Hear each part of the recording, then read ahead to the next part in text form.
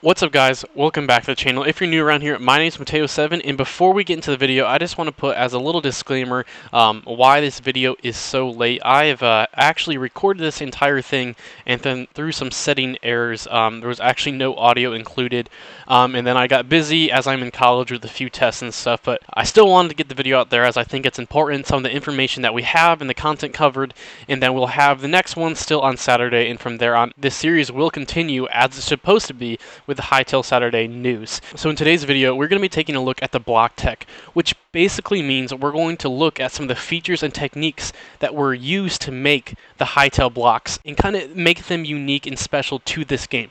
So the first thing we're going to talk about is the RGB tints. On the screen here, you can see the red, blue, yellow, and green colors. So what they did is they made an extreme sample of this RGB tint to show us that each of these blocks are made up of these colors, and depending on how you choose it, how you mix those colors, it can completely change the actual color of the block. So that means that every single block in the game is completely customizable on what color you want it to be. So here in a little bit, we're going to see actually in the next image that we're actually going to see how you can change the world to make it kind of more like magical or mysterious. But what I want to point out before we move on is that, again, like I said, that every single block is like this. And so as I've touched on in the past, is that this game is entirely customizable. So they want you to be able to actually customize every single block. Now, it's going to change depending on what surface, right? So sometimes a different color is going to look better on a certain block and vice versa. And you're just going to have to kind of blend it.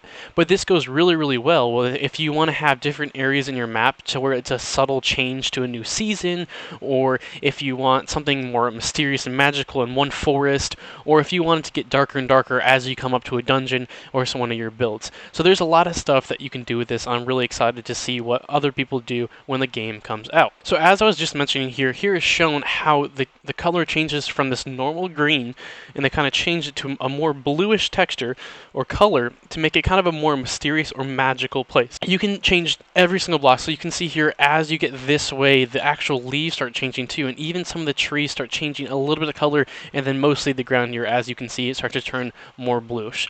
So basically what they wanted to do here is just as you get closer to this forest, it makes it look more magical and mysterious, which can really create some amazing new biomes within the game or different atmospheres that you want the person to experience. This really goes well with adventure maps as you're trying to set up this big, massive adventure, and you want them to really be in and sucked into the environment that you're creating and be able to create the exact environment, the exact feel and atmosphere that you want. Like this is going to help so much when creating those types of things. So the next thing we're going to talk about is the transition textures. This is something that is not really talked about too much, but I think is actually a really important thing in creating this amazing world. So they really wanted to make it kind of like feel more natural, because in real life, obviously, there's not just straight lines. Like in Minecraft, if you have a desert and a grass biome, like a plains biome right next to each other, you just have the block cutoff, so it can just be a straight cutoff. But what they wanted to do in this game is actually make it to where the grass will kind of overgrow a little bit the sides. So you can see here the grass does that, and also the gravel. It's not just these straight lines that we see like here. It's actually kind of like rugged, and it kind of looks like the gravel is kind of thrown, or it's, kind of worn, and it's, going onto this sand texture. We can see that with grass. It does it with gravel, the interactions, and gravel with sand. Now there might be other stuff in the game that also follows this mechanic. So this is just what was shown here. Another thing that we're going to talk about here actually in the next one is the model maker that we talked about last video, and we can see here a small glimpse of it with these rocks. So with the model maker, you can take different things, different textures or different blocks in the game, and kind of make them 3D and appear in different things and stuff. So they wanted to make this like, if you walk around the world in real life, you're going to find different rocks and stuff scattered around. That's just, that's how it goes. And so they wanted to bring that into this game and make it more realistic. And before we move on, again, I just want to emphasize the point of the purpose of these transition states. So the purpose is they didn't want a really hard break, a hard line where the, forming where the blocks meet. They wanted that soft, smooth kind of transition. And so that really goes well into the RGB tint, as we just talked about how you can take those different colors in the blocks and you can actually make a transition into, the next thing that you want to build. And so you can do that with this too, with the transition blocks. Everything is supposed to be a smooth transition. They don't want these hard cuts, hard lines like in Minecraft and other games, but they want it to be this natural, smooth kind of progression towards the next thing that you're going to, the next block or whatever is going to be there. So as I just mentioned, the model maker, and we talked about it last video, but we looked at it more in kind of the overall with the characters and stuff. And this, we're only looking looking at blocks. So we can see here just a small little video of the model maker when it comes to blocks. So you can see these different ores, it looks like it's protruding, gives kind of a 3D look and more life to these caves. So you can see it make them look like copper, or maybe even some, I don't know much, it's diamond or some crystal or some stuff like that. And then also you can see kind of these kind of stalactites here, how it's not just a square block, but they kind of wanted to shape it down and make it feel like a real cave and kind of give it some more life and some more texture and some 3D. And with the model maker, you're able to completely customize how you want these ores to look like. So we'll get to it here in a second. We'll actually see how you can do it, but basically each side of the blocks has its own features and own kind of look to it. So when you go in, you can actually change every single side to make it, customize it to the way you want it. So if you don't like how it juts out this much, or if you wish it looked like this, you can easily do that. But you just have to remember that each side of the block, so there's 6 sides of the block total, needs to be customized.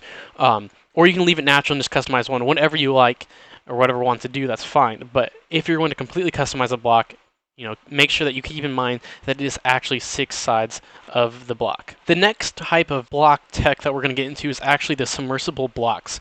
So what that basically means is how blocks interact with water and what they look like.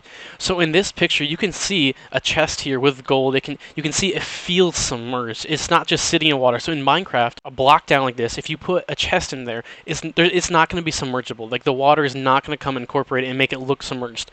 But in this, they wanted to make it submerged. And what they want to do that basically is give freedom, give the ability for creators, these amazing builders, to go out and really make this kind of like a cool, like maybe if you have a sunken ship or something like that, it feels submerged. It's not just sitting there like an open pocket. It feels submerged. And again, if you don't like how exactly this looks, I think it looks amazing, but if you don't like it, how this looks underwater, you can go to the model maker and you can change exactly how it looks underwater or whatever you want. And like I said earlier, basically the benefit of this, the purpose of this feature is basically so you can make good looking flooded areas. So whether, like I said, the submerged ships, the sunken ships, or if you want to have like this cool pirate cove type thing, you can have these different things.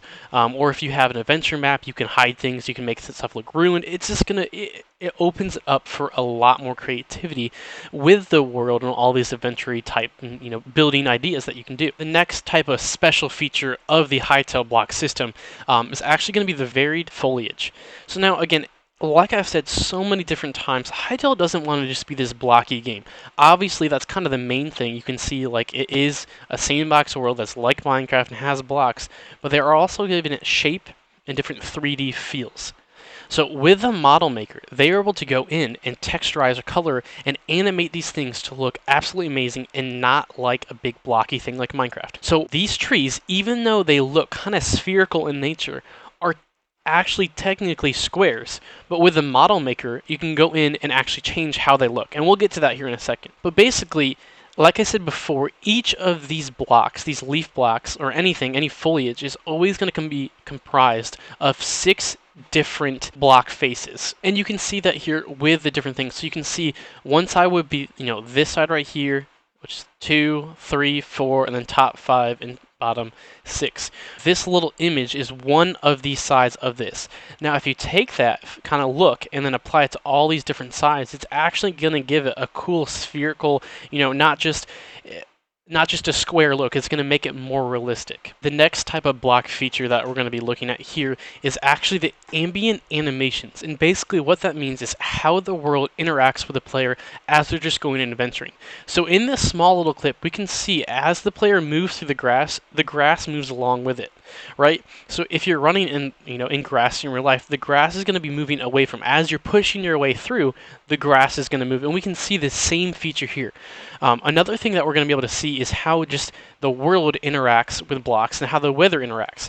So as you can see as well, kind of the leaves are rustling around, kind of like there's a wind. Now we don't really see that in Minecraft and other games unless you add mods. If you add shaders and other mods, you'll begin to see the world kind of really liven up. But again, the developers, their main goal was to make this an immersive, amazing world, and they've done that by looking at all of the smallest of details possible. All this information that I'm presenting to you guys in this video was all the way back in February of 2019.